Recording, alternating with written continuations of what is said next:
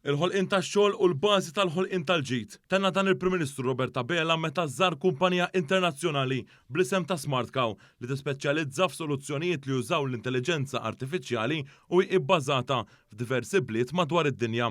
Il-Prim Ministru tenna li pajjiżna se jibqa' miftuħ għan-negozju u se nkomplu nattiraw kumpaniji li jġibu f'Malta karriri ta' kwalità u nnota wkoll kif kumpaniji bħal dawn huma dawk li qegħdin jippreparaw lil pajjiżna għal ġejjieni għalli qegħdin ninvestu kmieni fil-kapital uman biex naraw setturi bħal dawn jikbru u jagħmluna aktar kompetittivi u aktar attrajenti minn pajjiżi oħrajn. Il-Prim Ministru irrimarka mill-ġdid l-importanza s-settur tal-intelligenza artifiċjali u l-opportunitajiet ta' xogħol ta' kwalità li jeżistu f'dan il-qasam.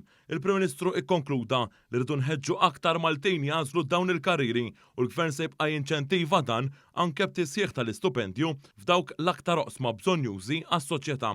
Fl-attività għal nies fil-Mellieħa il-ħadd filgħaxija, Dr. Abela tkellem ukoll dwar dan. Karrieri li jagħtu potenzjal li inti tista' timxi l qudiem fil-karriera tiegħek li jagħtu dħul finanzjarju li huwa tajjeb, li joffru ħafna dinjità fix-xogħol tiegħek huwa dawn il-karrieri li aħna rridu ninċentivaw liż-żgħażagħ tagħna li jmorru għalihom.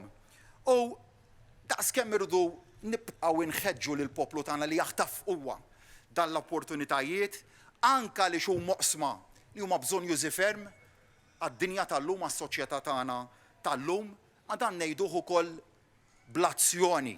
Din il-kumpanija se tkun ukoll waħda mill-eżebituri waqt it-Tech Expo li se tkun qed ittella fl-MFCC f'Taqali din il-ġimgħa.